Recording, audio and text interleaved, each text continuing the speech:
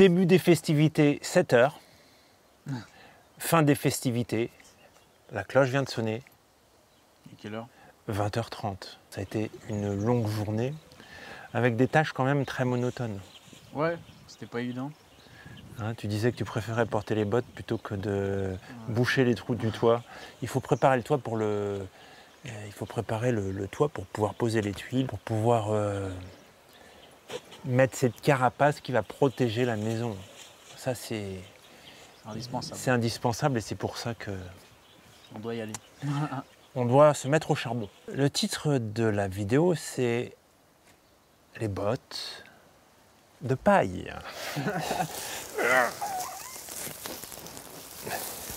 Voilà nos bottes de paille. Hop. Elles sont tordues, ces bottes. Hein? Elles font un U. Elles sont comme ça. Donc à chaque fois, il faut les resserrer parce que la machine, la botteleuse, était abîmée. C'était une soixantenaire. Une soixantenaire, mais ça ne suffit pas. Donc elle tire plus d'un côté que de l'autre. J'y ai pensé toute la journée. Ça m'a inspiré deux choses. Quelque chose sur la manipulation et quelque chose sur la vérité. Déjà, le paysan, il ne nous a pas dit que la botteleuse était déficiente avant. On construit une maison. Toute la journée, ça m'a tourné en boucle. Une demi-vérité est un mensonge. Ouais.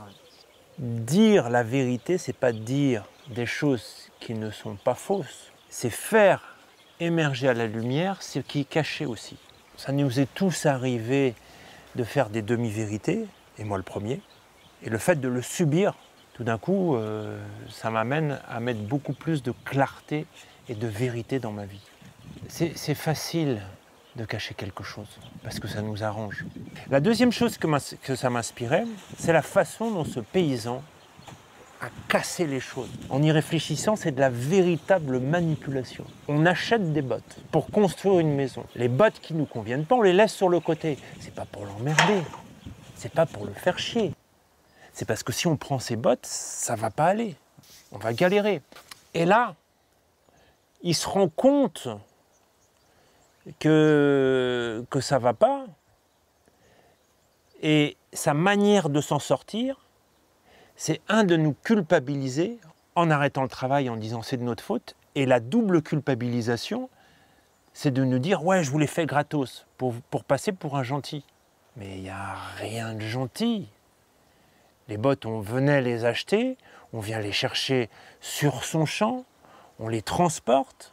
On veut des bottes qui soient normales.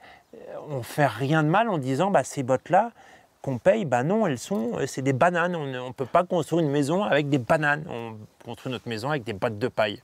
Attention à la manipulation des personnes qui retournent les situations pour permettre de faire une petite culbute et de s'en tirer sans trop de dégâts en mettant le truc sur l'autre. Ça le faisait chier de moissonner ses bottes, de les récupérer sur le champ. Il a vu qu'il y avait une embrouille, voilà, qu'il ne voulait pas être responsable. Je me lave les mains, comme vous voulez, vous faites ce que vous voulez, vous prenez ce que vous voulez. Si ça vous convient, vous prenez. Si ça vous convient, ça.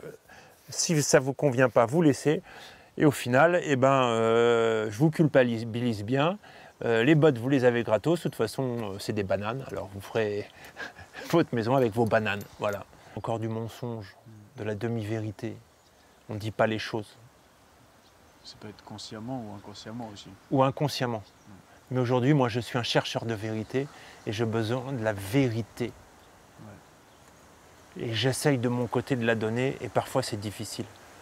Voilà, sur ce chemin de la vérité, sans demi-vérité, je vous dis bon courage, à très bientôt. J'ai confiance en vous, la vérité vaincra. Ok. La paille là.